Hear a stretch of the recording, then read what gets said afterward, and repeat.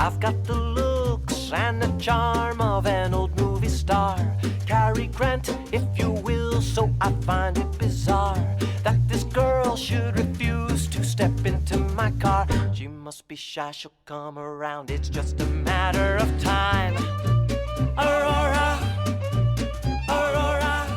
Hey there, Screen Beans, and welcome to Screen Snark, the podcast that celebrates all of the shows that are in our eyes, on our minds, and in our hearts. I am Rachel Quirky Shank. Funny title.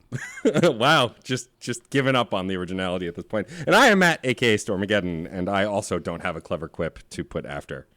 It'd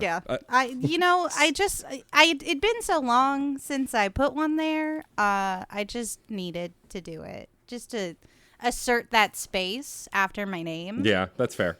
That's fair. You know, like that magic horse in Breath of the Wild. If you get off that horse, it vanishes. Got it. Okay, perfect. Perfect. I just wanted to hop back on that horse before it disappeared. Good. Great. Up the mountain. Love it. We've lost everyone. It's fine. The thread is gone before we've even begun. How are you today, Matt? I'm good. I'm very excited for our guest. Good. He is a staff writer for Fanbyte. He is one of the hosts of Normandy FM, and he is Caden Alenko's canonical boyfriend. It is, of course, Kenneth Shepard. Welcome, Ken. Hello. Thanks for having me. I'm so excited to have you. I apologize in advance if there's a bunch of noise because this house that I'm in is in the process of getting painted. So people are moving stuff. So I told them to be quiet, and we'll see how long that lasts. That's okay. We love the sound of life here. Yeah, Pets, paints, people. It's just, they're all welcome. We're all just living life, man. Anyway, I'm very. I don't know. I got nothing. Would you like to share some vegetables? We're all just living life here. I don't know. Lost it just the felt thread really twice now. It felt really crunchy, so I just wanted to. Like celery, I think, right? Yeah, it's crunchy like vegetables, and sharing them also very crunchy. Today's a weird day, isn't it? Yep. We are, of course, going to talk more with Ken about all the awesome work that he does. But before that, as always, we will talk about the most recent thing we watched. And folks, people of the internet, I have done it. I've finally seen the Spider-Man. I've seen Spider-Man No Way Home.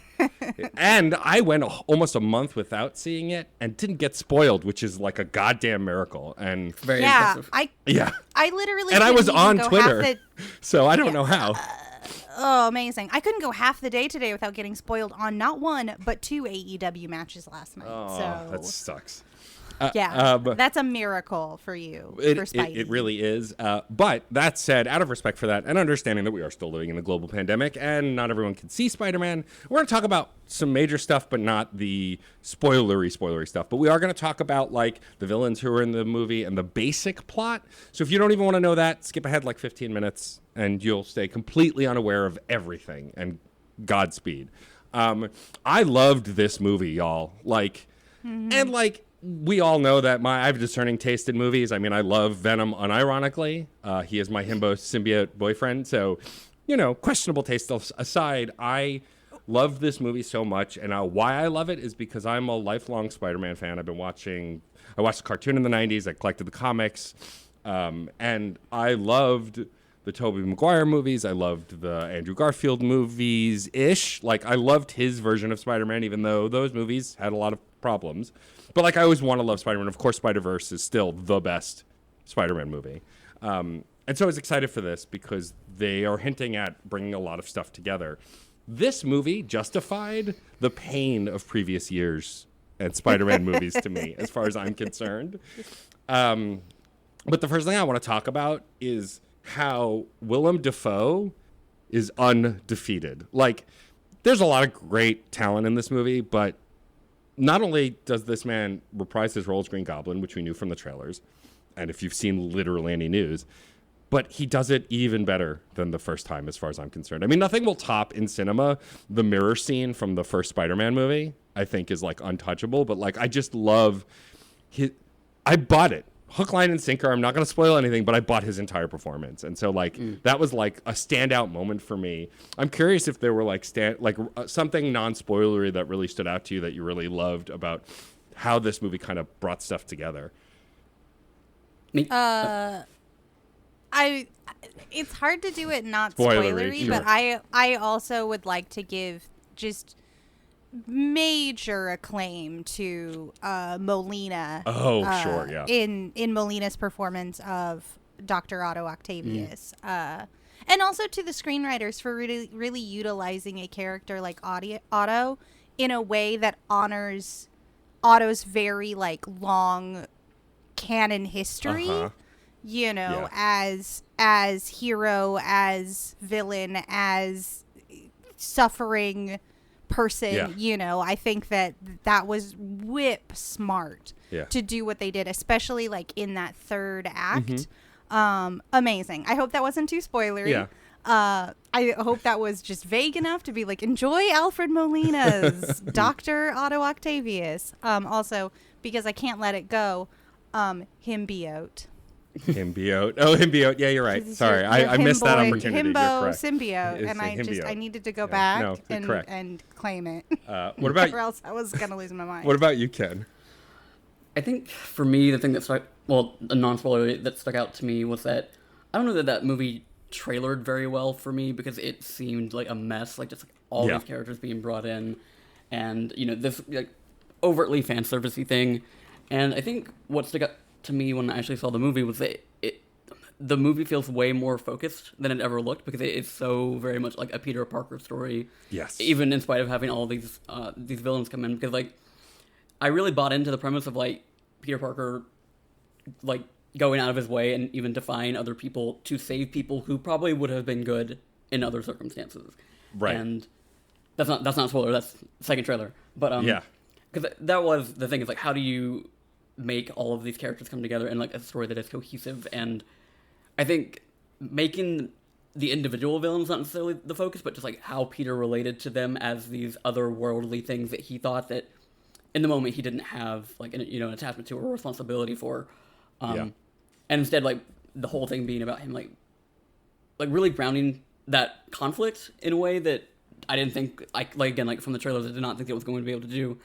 But it also kind of like captures for me I know the MCU has a lot that is worth criticizing, but like the magic of it for me is like when you see two, like not even the Avengers team up, but like okay, you've got Doctor Strange and Spider-Man, and you have this very focused story that plays to the strengths of both of them, and like that was, I think, my biggest takeaway in terms of what I thought going in and what I actually got was that it was more focused than it ever trailered, and that was impressive to me. I agree. Like I knew I was going to love it, but again, discerning taste aside, like I appreciate how the through line, and like there's a major spoiler thing that I don't want to talk about, but I feel like this movie had an earned moment that in any other movie would not have, in the MCU specifically, might not have been earned or been set up that way. And I'm so happy with how it turned out in this. But also, like, I love that the villains who come over, if you've seen any of those older movies, their story carries over too. The consistency of characters that I didn't even realize were like villains that haven't shown up in the trailers that I didn't realize were going to be in this one too. I felt like, it's no secret that some of these villains were in movies that didn't do well and weren't well made. And like they got to shine here, and the actors playing them got to shine here. And I really love that as a whole. And also, like, I really like Benedict Cumberbatch's Doctor Strange, the bad American accent aside in the first movie, but I think he's doing much better. And I like how he's kind of leaned into Doctor Strange just being a guy, like just a guy who wants to like do right. And like even in the King of the Magic Guys. And like, it's just like, even in the trailers we see, he's like, don't do it. Oh, I'm not going to do it. Wink. Like, I love this kind of coy kind of give and take that he's leaned into with this character that's in this movie. And I love, this is my favorite version of MJ ever, I think. Like, I mean, Zendaya is also just an incredible actress, but like, I really like this version because it's just so different. It's not like, I miss the tiger and the swooning a little bit. Like I'm a sucker for the 90s cartoon, which was like the dream girl version of MJ. But I like this version a lot too, because it's so different. That said, I can see why people might not because of that also. And like, every time I think I'm going to get annoyed with Ned, I'm just like, oh, he's just such a lovable goof. I can't stay mad at you. Like, every time he interrupted a romantic moment between Peter and MJ, I was just like, you dumbass, I love you. Like, that stuff was super fun. And yeah, I'm really happy with it. And I'm, without, again, spoiling, I'm happy with where Peter ends up because I'm really excited for the future of Spider-Man in the MCU now in a way that after the second movie, I was like, okay, what do we do now? Because I think it's fair to spoil the end of the second movie. Like, his identity is revealed. And usually you wait a long time to do that kind of story with Spider-Man. And so I was a little concerned, like, well, what do we do now? And, the famously terrible Mephisto storyline in the comics, which everyone and their mother wanted to theorize about. I was just hoping it wouldn't go there. And I'm happy to report at least that it doesn't. It is pretty clever and creative with the arc of this story. And, like, I've always liked Tom Holland as Spider-Man, but now I love Tom Holland as Spider-Man. I think he's earned those tights in a way that we were working towards. And I don't think his performance was bad. I just think we hit a natural conclusion that really sets up this character for even more success in the future.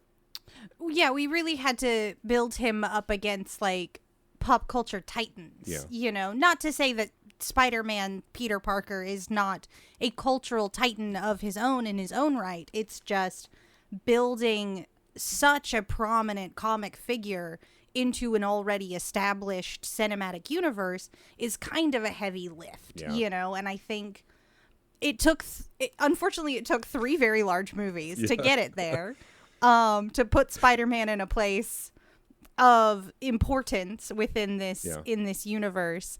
And I'm glad that he's here now. And always give me a beleaguered Parker. Yeah. Peter Parker's a character is best when he is struggling. And he struggles in this movie in a way. And the other two, he didn't. Like, in the second one, he did a little bit when he got stranded and, like, he lost his suit and stuff. But, like, even still, then Happy rescues him in the second movie and he's got his stuff back. In this one, we really got to... I'll talk about this maybe after we're done recording, but there's like a scene towards the end of the movie where we get to see Peter Parker be the most Peter Parker he's ever been. And it's like, it was just so beautifully staged. I'm really excited for the future of the MCU. Also, like, they've released the teaser for Multiverse of Madness, and like the fact that I lived to see a Sam Raimi MCU movie. And I love me some Sam Raimi. I'm an old school Evil Dead fan. Like, we know Bruce Campbell's showing up somewhere in Multiverse of Madness. I don't know as who, but it is literally an impossibility for him to not be there. But also, it just looks real cool. And I like when the MCU gets effing weird. And this actually wasn't as connected to Multiverse of Madness as I thought it would be, which is also really cool because that means they can just exist apart. And I'm excited for that, too. Yeah, it's wild to know that Multiverse of Madness is coming, but we don't really know how yet. No. And the MCU keeps doing things where it's like, is this it? Is this the thing that sets it off? No. And I'm so confused because 8 million ththings have happened in this story where it's like, oh, that did it. That wasn't it? Fuck, okay. What's gonna do it? Right. Well, because it was safe to assume based on the trailers for this, like the spell that Peter's interrupting will shatter the multiverse. But without spoiling anything. Any occurrences within the television universe that involved any magic of any kind. Yeah, and it's just I like the way this movie's through line, and I think, I mean, unfortunately, unlike Shang-Chi, which I loved, which is a great standalone movie, I love this movie, but you can't watch it in isolation. You literally need, like, I think it's a good movie that stands on its own, but I think without any of the context, it would, I can't imagine it would be enjoyable. But I don't know. I mean, I don't know anyone I don't know who's, like, you know what? I gotta get my dad to watch it. My dad likes the MCU, but doesn't see every movie. And he likes Spider-Man. I gotta get him to watch it and then see what he thinks, because that's how you'll really know. I also wonder if, this is something that I was thinking after my viewing of this movie. If you just watch something like Into the Spider-Verse, if you had all you needed for this, you know? That's true. Like, I just wonder, because that goes so far afield as to what a Spider-Man can be and do, that it almost like makes No Way Home feel tame. And not that it's tame, but it gives it gives you that level where you're just like, we are all the way up to 11, 12, 13 over here in Spider-Verse, and like No Way Home is kind of like knocking at like 9, 10. Yeah. You know? I mean, I feel like also No Way Home for me, as someone who's been watching these Sony Spider-Man movies since the Tobey Maguire days, this was a giant apology for the missteps too. But not in a fan servicey way, like Ken was saying. Like, it doesn't feel overly fan servicey, but there are definitely fan service moments that I'm like, no, this is fun. I like that. Yeah. It serves the fans without spoiling them. I think so, yeah. You know, in like a different term of spoiling. Like, I'm not giving you exactly what you want, but giving you what you need. Yeah. Any other final thoughts that we want to share about No Way Home? None that I can say without spoiling stuff. Yeah, I mean, that's I just have one line stuck in my head and I want to say it out loud, but I can't. Yeah. No, same. I really love the performances. I just have to say again, like everyone in this cast, even God bless Jon Favreau, who is like, you know, the progenitor of all this, right? Like he wrote Iron Man, he directed Iron Man. Like, I just love his Happy Hogan. I always think the shtick I'm going to get tired of, and he's just so good as Happy, and I'm so glad that he keeps coming back into these movies, because I kept thinking, well, what else is he going to do? And like, you know, anyone who's seen Endgame, like it feels like he's in the wind, but I kind of love that he's still Spider-Man's keeper a little bit. I do love that relationship. So I'm glad that he's back in this and was really well utilized in moments that we can't talk about. So, so I guess that'll kind of conclude my thoughts on Spider-Man No Way Home for now, at least. Yeah. We love you, Long Island City. Yes. That's what I'll say about that. There we go. Well, now it's your turn to ask me the thing, Rachel. Yes, I know. I just was thinking so many thoughts about Spider-Man No Way Home. It floods the mind. It does flood the mind. It's true. It occupies all of my brain space. So I am glad that I don't have to answer this question and instead ask it. Matt, if you had to describe Spider-Man No Way Home without using Spider-Man No Way or Home in just 3 words, how would you encapsulate this piece of giant art? I mean, for me, I think it's a more personal review that doesn't really help anyone who's not seen it. But for me, it's thank you, Sony. Thank you, Sony. Aw, I love that. I just, it, you know, like I said, as someone who grew up loving Spider-Man, I mean, more so loving Venom, who is one of my favorite characters, which is sad because he's a pretty boring character in the comics until a point. But I'm a 90s kid through and through. Wolverine and Venom are my favorite and like Marvel characters. Like, I'm very predictable. But like, I just felt like this was such a reward for someone who's been enjoying Spider-Man in different mediums for so long. Spider-Verse was step 1 in that reward, and this is step 2. And like, now I am just, with Spider-Verse 2 Part 1 coming soon, I'm so excited for the future of Spider-Man. And we know Spider-Man 2, the game, is also coming-ish. I'm very excited for this franchise and this character, because while a lot of people love Batman, and I like Batman too, Spider-Man has always been my rogues gallery. I've always loved Spider-Man and his world in the same way people talk about Batman and his world. And so, Thank you, Sony. Oh, yeah. Sweet Spider-Man. I love you. So, Rachel, my dear co-host, what is the most recent thing you have watched? Well, I'm gonna continue us down that ding-dang Disney rabbit hole. Hell yeah. With another newer installment from that mansion of mouse. I am talking about Disney's latest. Is it just Disney? I forget. Yes. I think it's just Disney. I think so. Disney's latest animated installment, Encanto. Oh, Yay. awesome. I still Movie- haven't seen it yet. But we all watched something I can talk about. Hell yeah. Yeah. Yeah. I will try and keep it very spoiler free Sure. because again, it's a newer installment. And honestly, I don't think there's much I could say Right. or do that would make it too spoilery. Right. It's very standard. You meet everyone and you kind of know where you're going. But I will try and keep like important plot points without. I thought this was absolutely charming. What a delight to look upon with my eyeballs, to listen upon with my earballs, and to feel with my heart balls. Well said. Yeah, thank you. I'll try my best. Yeah, I really just thought this was a darling movie. You know, I have very few complaints. I think the musical numbers are absolutely stellar, doing exactly what I love in musical theater, taking those emotional stakes and heightening them not only to a frenzy of song, but a frenzy of visual representation about what the music number is about. Like, I think that this is such a playful movie in a way that I don't think that we've seen in recent Disney animated history, like especially with like a musical piece. This one just is so alive and so vibrant and has such a beautiful message to say about love and family and community and acceptance and what we owe each other. And how we can be of service by bringing ourselves as we are to the table. I think it's absolutely lovely. The voice acting is stellar. Obviously, the singing is top notch.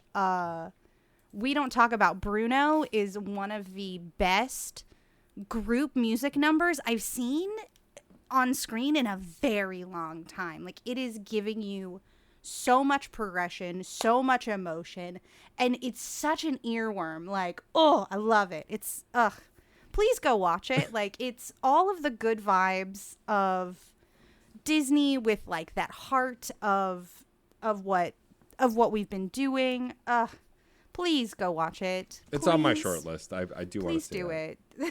that's all I'm gonna say. Please watch this movie. It's great. It's also such a breeze to get through. Like, if you just want to like knock something out that feels really wonderful, forget what the runtime is. I think it's like a tight 90. I feel like it felt really tight too. So, Ken, you've seen this too, yeah? Yeah, I've seen it a few times actually. I'm of a few minds because like I will say I might not be as big on the music as you were, just because like, full disclosure, I'm not a huge fan of most of the things that Lin-Manuel Miranda does. Okay, and when I realized, like when I saw him in the credits, I was like, oh, that's why Bruno was the only song that like really stuck with me. But I actually like cried multiple times through it because like it is like it's breezy and it's fun in the way that Disney always is, but it's also kind of heavy, like in a way that because it's all about like generational trauma and like how people are, or like younger generations are often beholden to the feelings of the older ones, and I saw it multiple times. I saw it alone the first time, which was probably the right way for me to do it, and then I saw it with my mother the second time, and I saw it with my siblings the third time. And it was one of those moments where like you're sitting with somebody and you're at the theater and you're watching, and then you kind of like look over to the people next to you and like, are you getting this? Are you picking up what this is putting down? Because like I'd had a similar familiar relationship that was like the character of Bruno and his relationship with his mother, like that hit a lot of things that I had felt growing up. And so if you're a person that has like a lot of familial trauma, it might be a little bit heavier for you. So like do go into it understanding that. And I think by and large I like where the movie ends up in terms of like how it addresses that and how these characters kind of like learn to no longer hold themselves to the standards of other people and hold them strictly to their own, and be supportive of each other in that, because a lot of the movie is a lot of these characters realizing that like, oh, because they are special, because they have these powers, they are being holden to a specific standard based largely on that. And yeah, it's just like it's heavy. It's and that's generally how most Disney things are. Like they're fun and they're pretty to watch for kids, and they've got catchy songs that kids will enjoy on that front. But then the adults in the room are like, oh, this is deep. This is going hard on what it's talking about. Yeah, I think I mostly don't consider it as heavy, even though it is very adult in its subject material, because it isn't giving you that like up opening or like bing bong like situation. Yeah, sure. Like if you would like to, this is as spoilery as I'm gonna get. Like there's no bing bong in this one, which is awesome. Thank you.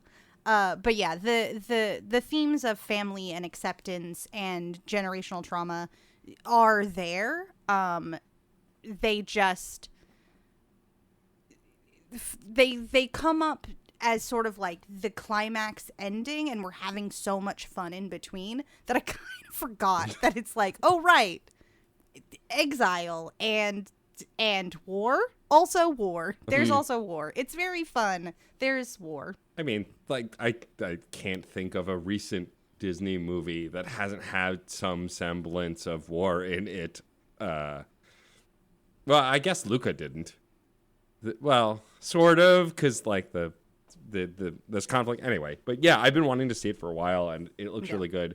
And I, for the most part, love Lin. I mean, I loved Hamilton and was obsessed with it when it first came out. I've cooled on some of Lin-Manuel's stuff, but like I loved In the Heights, and so I've been wanting to see this. I think the last Disney, not Pixar musical I saw was Frozen 2, which I enjoyed a lot. There are things actually in Frozen 2 that I think I like better than Frozen 1. I think they're both great movies. I mean, also it's hard for me because like I know one of the actors who's in it, so like my heart is bigger for Frozen 2 because I personally know somebody who is in it, and so like that I think affects it. Also, Into the Unknown is just like fuck you. That's such a good song. Like I just love that song so much. But I've been wanting to see this, so I'm happy to hear you both talking about it in a pretty positive light. I mean, I know you can. I know you love most Disney movies and you love seeing that stuff, and so I wasn't surprised that you had seen it. Yeah. Rachel, do you have any other thoughts or points about Encanto that you want to share? Yeah, the musical numbers besides Bruno are very Lin-Manuel. Like, you really... Everyone's fast rapping, I guess. But I think even in spite of that very particular style, I think that these musical numbers swing for the fences. Cool. In a really, almost taking me back to like Friend Like Me, or cool. Like very much like we are disassociating from the environment in some really cool ways. To the point I thought that like that was going to be an important plot element, that maybe it was something we didn't know. And it wasn't. I was like, oh, we're just really doing these musical numbers. And it was a shock to me because usually musicals in the year of our Lord 2021 and 22 have been cheeky, like looking at the camera like, can you believe that we're singing right now? So yeah. I really thought we were doing like a meta thing, but we weren't. It's fine. Don't worry about it. Yeah, I still don't forgive In the Heights for making them dance on the side of the building. Like that movie I loved that movie up until that moment, and I still like it. But like when they start dancing on the side of the building, I'm just like, oh, why? Can we see, I loved when they danced on the side of the building. I hated when the little kid across the way was like, were they dancing on the side of a building? Fair it was enough. Just like, do the bit, go high concept, right. Just don't apologize for it. Like, this is a musical. We don't always have to wink at the camera. We're going to sing about our feelings and then stab each other in a salt mine. It's fine. Musicals. Oh, Lord. Well, Rachel, if you had to sum up this movie without using the title word, Encanto. Yeah. Which I think it should, in theory, be pretty easy. What 3 words would you use to describe this film?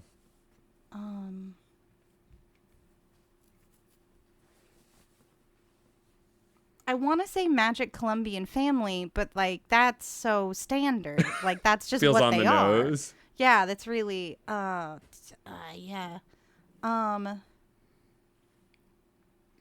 You got this. I believe in you. Yeah. You can do it.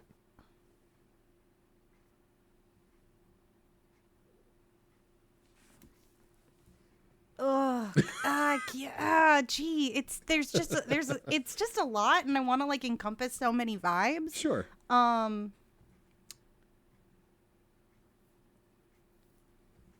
Acceptance, community, casita. Okay, there we go. Cool. Well done. Sorry, I dropped a character name in. The house is named the casita, but like. Oh yeah, the house is alive. I don't know if Yeah, we the house mentioned that. is. Yeah, I mean, that's in the trailers. The house is alive, and I am amazed at how much they did with that house. It's great. It's some wonderful like borderline magical realism. Please check it out. It's so fun. It's so fun. Cool. Awesome.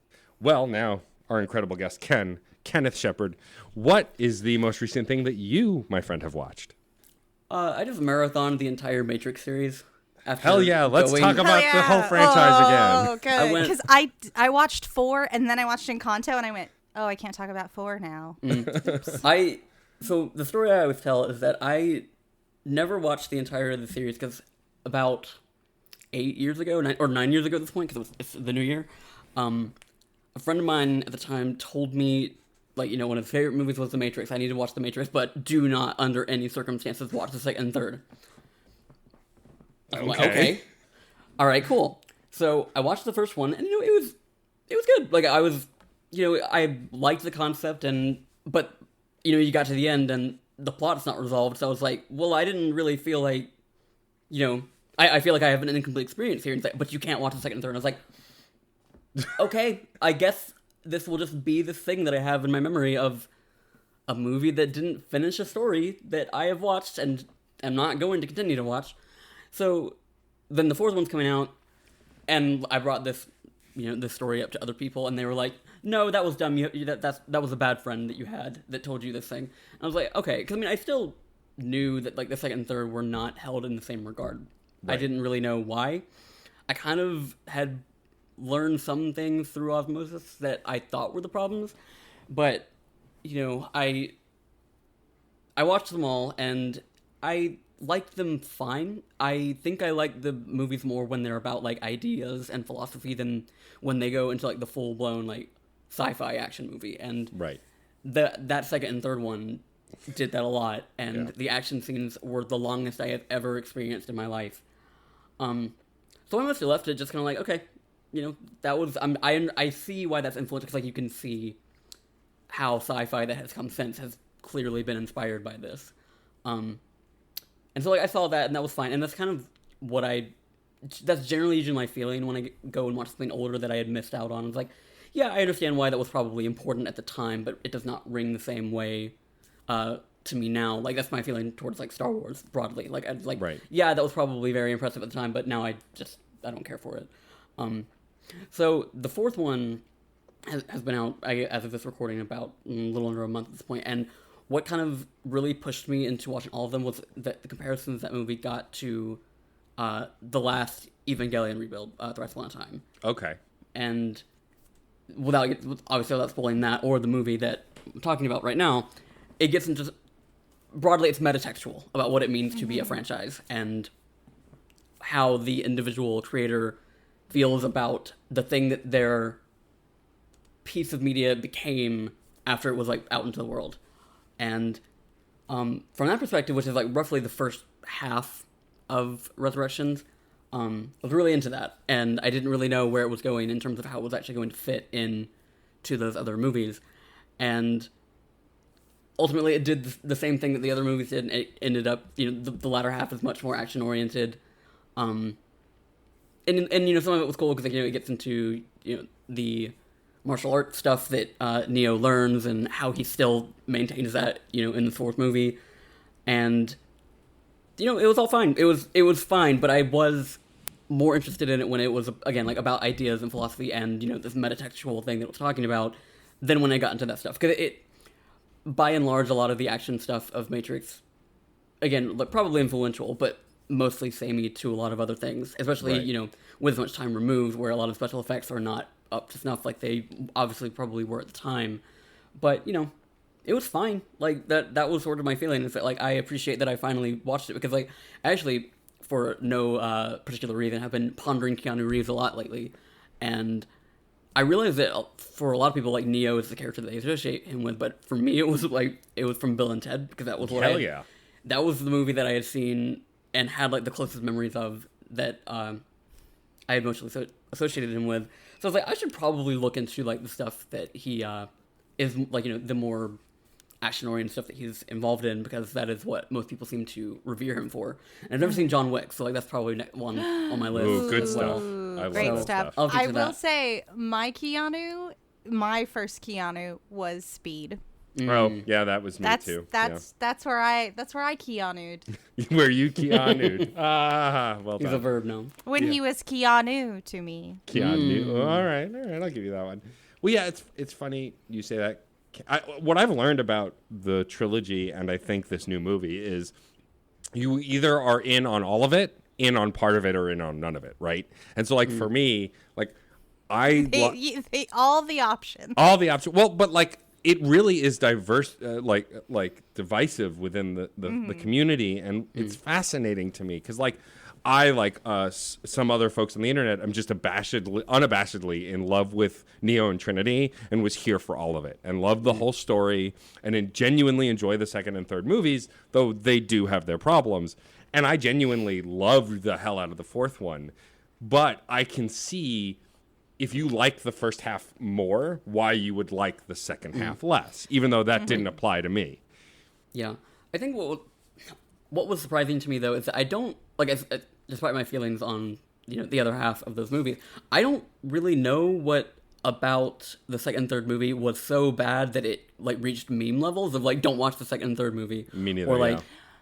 Because, I think it has to do with, like, our very cool boy protagonist, like, beefing it at the end, and because I rewatched all three of these after a YouTube creator, Sophie from Mars, wrote a beautiful piece about the inherent trans narrative of The Matrix. So when I went back to rewatch it, I very decidedly watched it with that lens, and it offered up so much more to me. I have yet to go back and sort of watch my very, like, trans narrative focused viewing of Resurrections. But I think it has a lot to do with, like, elevating the stakes almost to a silly level, getting very melodramatic. Like, we have 1,000 Mr. Smiths and then, like, an entire city of robots, and I think it might have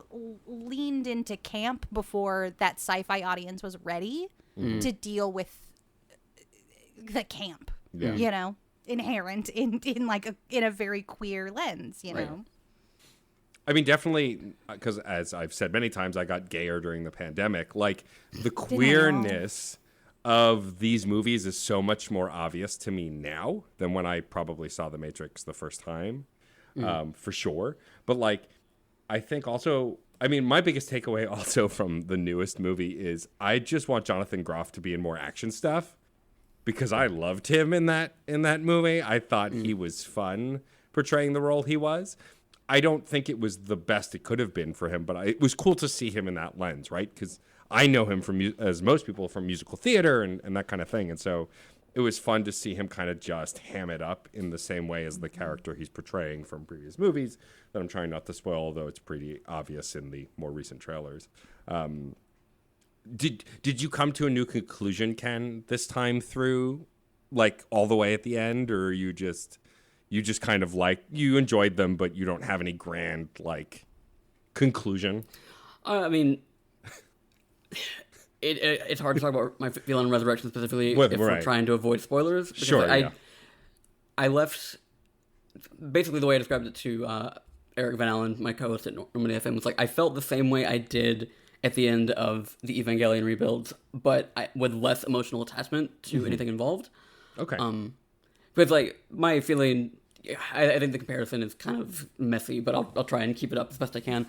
Like, when I watched Evangelion, like, I was disappointed in the way that series goes, because it felt like it was coming from a place of anger from the creator, which, like, as a metatextual thing is, like, interesting, but as a person that was getting invested in it, it kind of hurt to watch. So watching the rebuilds and the way that thing ended, and it ending with a little bit of introspection as to what it meant to have done that to these characters once and to do something else at the end, that is interesting and meaningful to me in a way that I think that's broadly how I felt about the Matrix Resurrections at the end, even if I didn't have the same emotional attachment, just because like broadly they were fine. Like that was my feeling through the series, so I wasn't as invested at the time. So.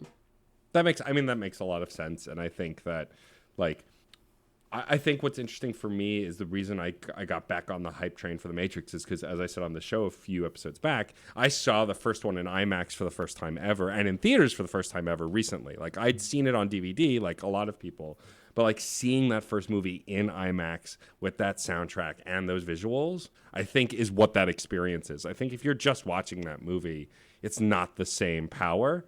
And like, we watched the fourth one on a couch because that was the easiest way to do it for us. And I think it was great, but I do feel like it would have been even more epic in a movie theater in a way that these movies need to be. Because I don't even know if I saw the sequels in theaters. I think I did, but I really just can't remember. And I think those movies a lot are also the experience of them in a way where, because I feel like the rebuilds, which I haven't watched yet, but I imagine since they are only on streaming, you're and that whole series, you know, it's an anime series, was most of that stuff wasn't shown in theaters. It's a different kind of attachment, and you're making your own experience at home with a lot of anime. And I need to watch those rebuilds. I've been wanting to. A little inside baseball for the listeners. Ken and I, together in our Discord server with a few other folks, watched End of Evangelion together, which I had not seen. And boy, was that an experience to share with friends. Holy moly. Do y'all remember when I watched the entire series and then the movie and just came onto this podcast and was like, what the fuck? Yeah. And then you shortly after watched Shin Godzilla, which was like... No, I had watched Shin Godzilla. Like, oh, you had seen that before? Way before. Oh, okay. Shin Godzilla is absolutely brutal and amazing. Yeah. I think Shin Godzilla got me into like getting into more headier things. Like, I think that opened the door where it's like, it's cool. Go be sad for Shinji. It's fine. So, Ken, if you had to sum up the entire Matrix franchise, as you've talked about today, in just 3 words, which I don't even remember what 3 words Rachel used before Resurrections, but if you had to describe the entire Matrix franchise without using the word Matrix, because there are too many other words to exclude. Yeah. Or Revolutions. Reloaded or Reloaded, Resurrections. Revolution, Love their R Resurrection, words. all of those. What 3 words would you use to describe this franchise? Influential and fine. That's perfect. That's so perfect. Amazing. That's so perfect. That really encapsulates how I felt watching this fourth one. But I did it in fine and then influential. Yeah. Because I had a bit of an adverse reaction to the first bit where I was like, wow. Well, we have opinions about the Matrix in the Matrix, don't we? Yeah. Huh.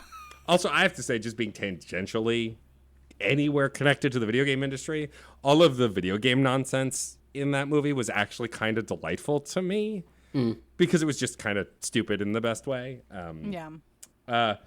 Transitioning like an expert, I do want to talk to our incredible guest about his work at Fanbyte and on Normandy FM. So it's no secret to anybody that I am a stupidly big Mass Effect fan and discovered... What? Right? Surprises abound. And it's funny, too, because like I discovered Ken and Eric before I ever became friends with them just because they had the only other Mass Effect podcast I knew about.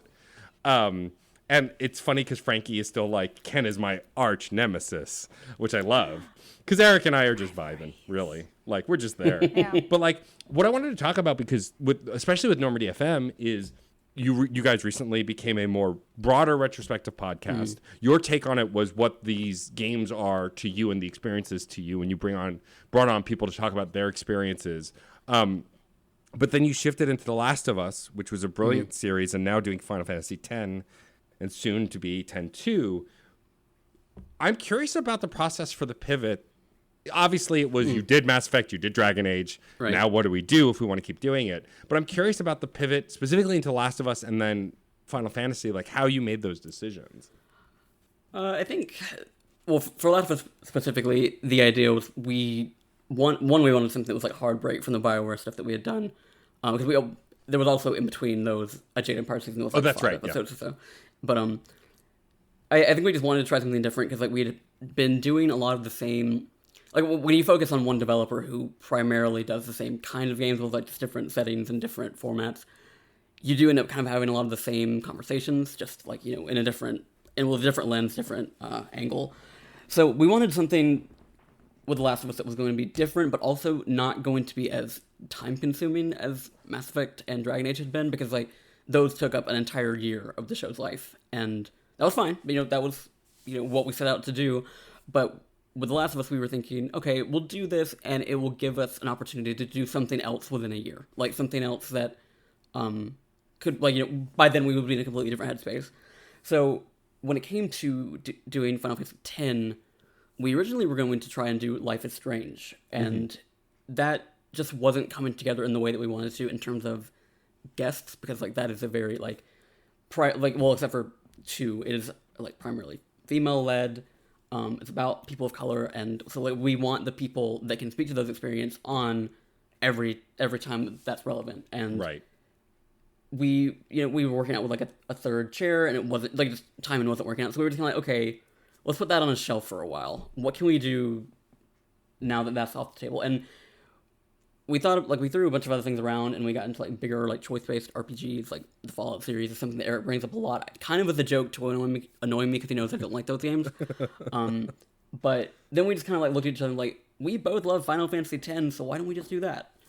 And for for something that we kind of decided to do on a whim, like it's been a pretty great season. Like we, as this recording, just finished or just released the finale for Final Fantasy X, and are moving into X-2 later this month. And it's been a lot of fun to do because it's a game that we both kind of like universally love, and that has been something that we kind of have maybe realized the season has been lacking compared to other ones, because Mass Effect is a game that I love to bits. It's my favorite series of all time, but it also is a series that I have a really complicated relationship with that I love to get mad about on microphone. Yes. So when we were thinking about what was next, I mean, like, granted, we had like 6 months before we needed to even really be considering it. When it came to what was next, I was like, what's a game that can bring back both like the choices that we made, like the romances that we talked about, the representation that we talked about in Mass Effect and Dragon Age, but is also complicated enough in terms of our feelings about it that it can be the more critical show that we were when we were doing BioWare stuff. And so I can't think of a game I have a more complicated relationship with than Cyberpunk 2077, which is what we're going to be doing after Final Fantasy X-2, and which is why I've been pondering Keanu Reeves lately. Right. And so, yeah, we,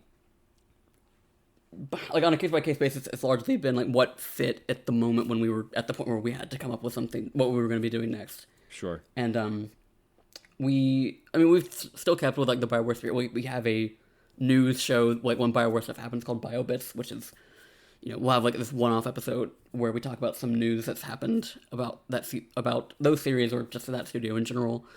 So, yeah, like, I mean, I am a very meticulous planner when it comes to this show, but a lot of the things that happen are us just flying by the seat of our pants and deciding on the fly what we are going to do next. So I love that. I mean, it's funny looking at your hoodie. You were wearing a Pikachu hoodie because, of course, you are. He's your boy.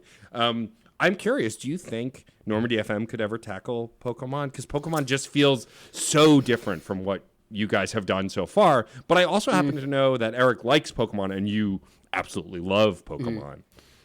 I think there's interesting things about it that could work in the format. I think there's like a certain level of depth into Pokemon that you have to talk about to make it, like, conversations about it last as long, I think, as the stuff, like, the more, not necessarily even mechanically more complex in Mass Effect or something like that, but just, like, something that there is to have a large conversation about. And, because even as a person that loves Pokemon so much I do, I don't get into, like, a lot of the competitive, like, meta stuff. It more is about, like, me gathering these 6 friends of whatever region that I like the most and just, like, going on that journey with them.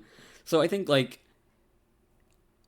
mechanically there's a lot to talk about, but I think narratively and, like, choice-wise is what I feel a lot of Normandy FM has been built on, and what I think a lot of, based on based on what they've said to me, like what our listeners care about the most, which is why things like Last of Us and Final Fantasy might have been kind of outliers, but they were just like kind of like a palate cleanser for us to come back to a more choice-driven narrative game like Cyberpunk, which, you know, Pokemon has had it sparingly, but not necessarily as a kind of, like, as a rule. Right. Pokemon's not necessarily a narrative game. And the choices are more just from, like, these are the Pokemon that I picked out, and this is why I stuck with them as long as I did. So. Yeah. I mean, it's interesting that y'all are doing Cyberpunk, because, I mean, we did a CPOV, wanted to do Cyberpunk Week, and then all of that shit came out about Cyberpunk and its issues with, you know, how it handled trans stuff really badly, and then all of the stuff going on at the studio and everything. And so, like, we just kind of made it more broadly about Cyberpunk in general, and still talked about the game a little bit with some of our partners.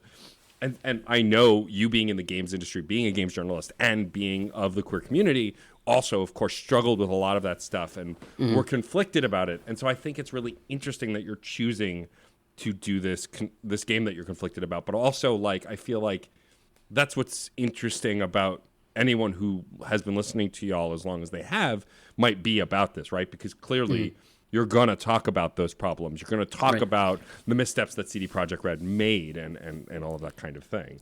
Yeah, and I think that was something that I had in mind going into the very first season of Normandy when we were talking about the first Mass Effect. Like, in the first episode, I was like, I'm going to, like, loudly declare that I'm going to talk about this series' relationship with queerness, especially as it pertains to queer men, because it's garbage. It was terrible for the first two games, and I, like, made that clear to anyone who's listening. Like, if you're not about people talking about games in this way, then the show's not for you. Yeah. And so I think, like, anyone that has paid attention to us this long knows what they're getting into when we get to a Cyberpunk season.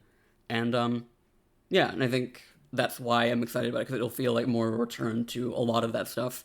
Not to say that the Final Fantasy season in particular has been something I regretted doing or something that I haven't enjoyed doing, but it has been a very different season, I think, in a lot of ways, and I just want to get back to being mad and kicking a microphone about it. So, yeah, it's nice to utilize genres or properties or companies as a way to distill certain systemic problems in a really easy way to converse about them. You know, right. I think that we're having a lot of these conversations, you know, like the legacy of Harry Potter and like what it means through the lens of our reinterpretation and re-understanding from a distance as to like what these things mean, you know, and it's nice to take items and sort of help us digest them. So I'm personally really interested to hear how the conversation around something like Cyberpunk will go. Just because like it's a good place to sort of start dissecting systems, you know, like I think our discussions around Ubisoft and Blizzard Activision and Square Enix, you know, like how wild is it that we can use the games industry to talk about systemic abuse, about workplace toxicity, and about NFTs? Like, what the fuck, games industry? Like, what are we doing? Y'all are off the chart over there. So yeah, I think that a critical eye is needed on things. And so like, I appreciate you taking the time to like put a critical eye on stuff, because it's fine to ignore things, but you know, it takes brave folks like you to bring them out and be like, what's up? I mean, I think I couldn't. I was just like, fuck Cyberpunk. I'm not touching that with sure. I think 8-meter stick. Well, and I think that's valid too. Like I brought up the idea to Frankie and entertained it, and they are like, no, absolutely not. I won't even talk about it. And I feel like that's also valid if you don't feel comfortable engaging in it because of those missteps. Like both are important, and you self-preservation, especially as a podcaster or anyone who creates content, is also important on a level. But what I also love to transition to you're writing for Fanbyte. First of all, Ken is the only writer that when I see a headline or a subhead on Twitter, I go, oh, Ken wrote that. because I know your humor and your BS. And it's like, also, if it's an article about Caden or Mass Effect, it's like, safe bet is, at this point, Fanbyte goes, up, there's BioWare news. Ken, can you write this up? Kind of a thing. But like, what I love is, like, you do regular reviews, but most of the time when you're writing, for me, what I love about it is that you're not just doing a review. Like, for me, I gave up on the Assassin's Creed series ages ago. 3 broke me. I just didn't care about little flags or discovering things or hunting. Like, I just gave up. But your series on the Valhalla, which was your gay escapade, your gay adventure, as you put it, like, was really great to read. As someone who probably still won't play it, I tried to play Origins and I just didn't vibe with it. I think I'm just done with that kind of game. But like, I think what I want to know is that really important for your writing and your style, is to find where your story is within it, or talk about why this game is important beyond just it being a good game? Yeah, I mean, broadly, like, Fanbyte is a commentary-driven site, and so like if you're looking for like the more like straight-laced news, Fanbyte's probably not for you. But yeah, like, you know, it doesn't really serve anybody for us to just simply tell people what's going on. I think that the context, that like the cultural context of it all, is kind of that's, you know, the lens through which Fanbyte generally operates, is that we're trying to talk about like why this matters, why this matters to like specific people. And, you know, I mean, anyone that does that on the internet gets pushback, and we've gotten pushback about it, and that's fine. Like, you can go read some other site. Like, telling us not to write about this, and that, oh, gamers don't care about this, then go read something else. Like, I'm not holding you hostage. You can go read other websites, and you don't have to read our stuff. But yeah, like I said, that's generally both, you know, that's Fanbyte's MO, but it's also kind of mine. And I think that's why I'm very lucky to have landed at the site that I have, because they have never really, like, they've always emboldened me to do that, and encouraged me to do that. And, you know, there were like, even when I first started out, like, there were points where I was just kind of like, okay, I'm gonna be the nice, well-behaved news writer and write about the thing. And then they were like, oh no, you can say that PewDiePie is a piece of shit. Like, you can say that. That's fine. Hell yeah. And I was like, okay. Oh, PewDiePie, Noted. Baby, you're part of the pipeline, hun. Pewdie. Yeah. He's the part of the problem. I love that they encourage that. I mean, also, having met most of those folks, and like having done podcasts with Merritt and stuff, like, some of the folks, especially on Twitter, like, my favorite thing about Fanbyte's Twitter account is that y'all have a hand in it, and it's just chaotic as hell. And sometimes you are replying to yourselves or to the other person who tweeted it, like, what are you doing? And I just love that kind of chaos. And I think it's why I enjoy the site so much. And I think it's also because from you to Steven to John to Merritt and many others, Natalie, like, and other folks I'm not even thinking of, everyone's writing style is so different and feels so different. And also, like, your humor is as ridiculous and as cursed as mine is. Like, I've said this to Merritt before, Merritt's reviews of, like, Frasier, a review, and it's like pros and cons, is some of the most ridiculous stuff and some of my favorite stuff. I'm curious, is the chaos behind the scenes as chaotic as it is in writing and on Twitter? Like, do y'all just have a ton of fun and, like, give each other shit and, like, see what you can make together in that way, in that kind of communal way?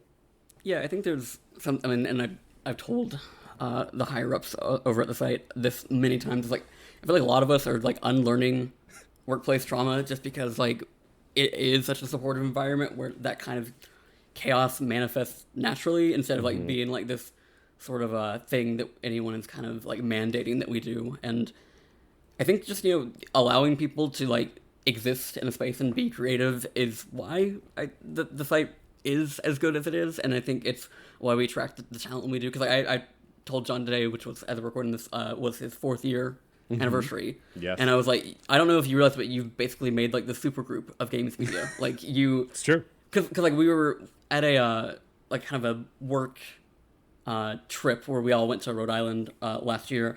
And, you ever just sit in a room and look at, like, all the people that you're working with now, and you're like, holy shit, how did I get here? Like, these people come from everywhere. It's some people that came from Game Informer, from Kotaku, from Kind of Funny, like, all these people that, like, what am I even doing here? I'm just some guy that, like, kind of got my proper start here at Fanbyte. And, I mean, like, I've written, before I started at Fanbyte, written different things freelance for, like, Polygon and IGN and other places, but like when I actually got like kind of my breakout gig was here at Fanbyte, and so to just kind of been there like as it's starting out and watch it grow into this huge thing with all these incredibly talented people that I've looked up to and admired for years is kind of overwhelming. But then you get to work with them long enough that they're just people, and they're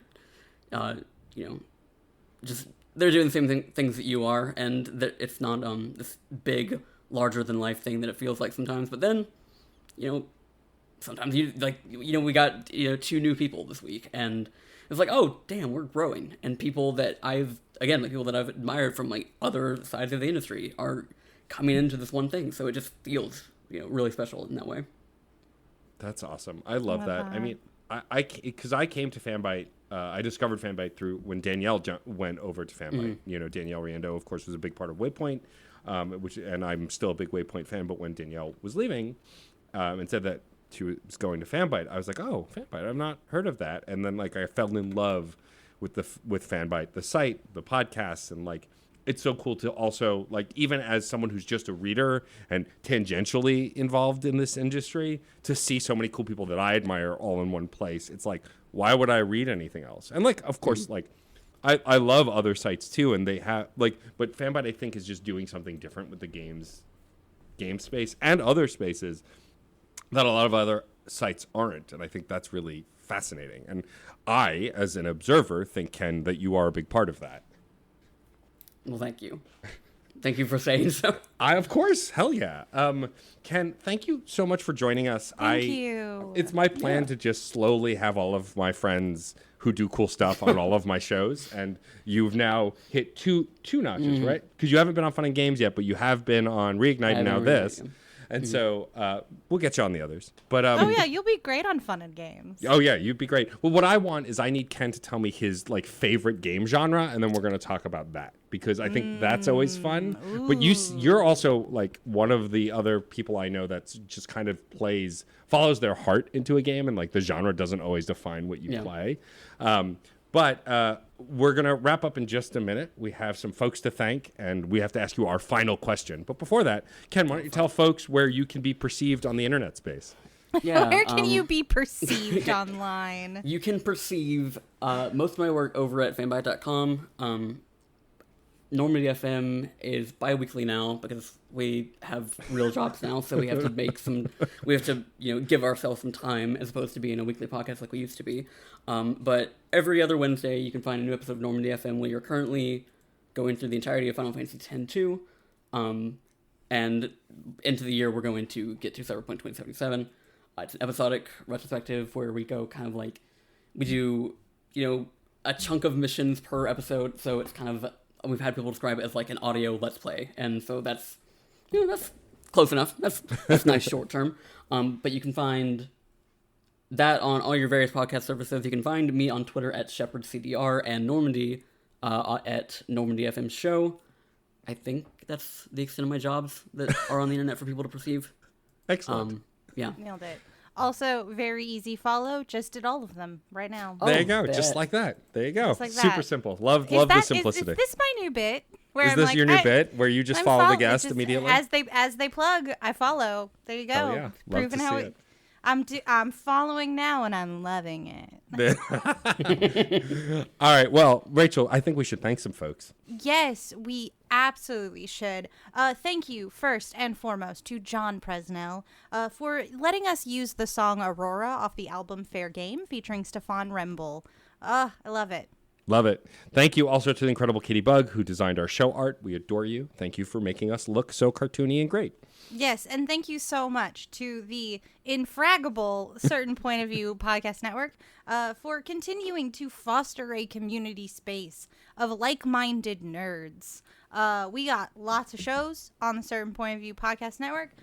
We got This is the part where Rachel tries to remember the names of the other shows on the network. the Panelology. There you go. Got And it. there's We just mentioned one. Fun and Games. There you go. And I couldn't help, but where's the fun in that? no, don't. And also, Men of Steel.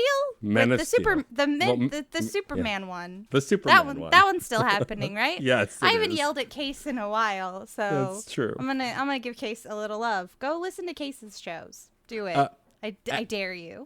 You can also go to certainpov.com, not only to find all those shows, but a permanent invite link to our Discord server where we chat about all sorts of stuff from books, TV, movies, video games, and of course, the shows that are on the network. Also, if you have a moment, please go to your podcast platform of choice and rate and review us. You can now rate stuff on Spotify, and it's super simple. They don't even ask you to write a stupid review. You just listen to the show and then hit a star rating. And I like to think we're pretty close to a 5-star podcast. You know. Yeah, but I'm never gonna pressure fine. you. 4 stars is fine. No, 4 stars is okay too. Yeah, we're a fine podcast, we're and that's fine. a fine rating. That is a fine rating. You, of course, can reach us at screen_snark on Twitter. We are screensnarkpod@gmail.com if you want to send us a missive. I am on Twitter at DJ_Stormageddon, and Rachel is... At I am Rachel Quirky. There you Everywhere. go. All over the place. All over the place. And, All in your biz. And also, if you really dig the show, tell a friend. I think we're fun folks here. Yeah. You don't need much. You don't even need to listen to the backlog. Just tune into the latest episode. Hey, Matt. You're Yeah. my friend. Have Yeah. you heard of a show called Screen Snark? What? Talk about Oh, movies I should and check it out. television. There we go. It's very casual, very cozy. And they're very very dumb. Very, very, Very dumb. dumb. It's like that.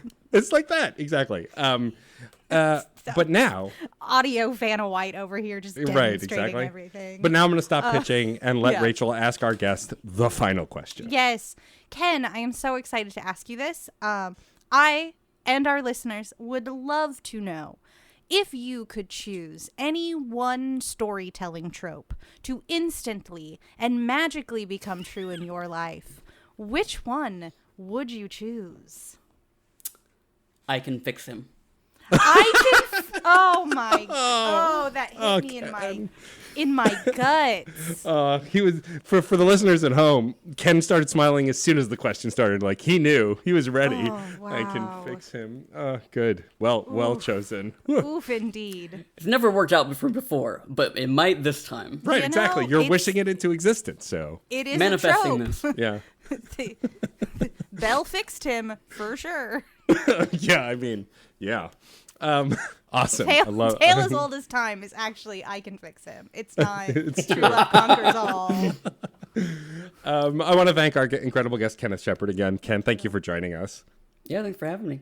I also want to thank my incredible, brilliant, blue-haired, and brilliant co-host, Rachel Quirky Shank. I got 2 brilliants out of it. Two Amazing. brilliants. Came back Ooh, around. and I would like to thank my Acceptance Community Casita co-host, Matt, a.k.a. Stormageddon.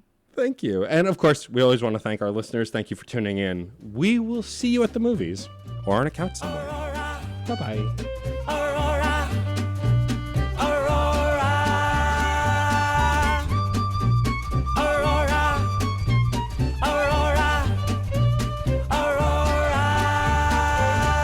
Metal to magnet, she will be mine. Aurora. So, I have a question. Have you ever wanted to get into comics, but you just didn't know where to start? Well, welcome to Comics Quest. I'm JD Martin, and every week I sit down with a guest to talk a comic that I think anybody can pick up and start their comics reading journey.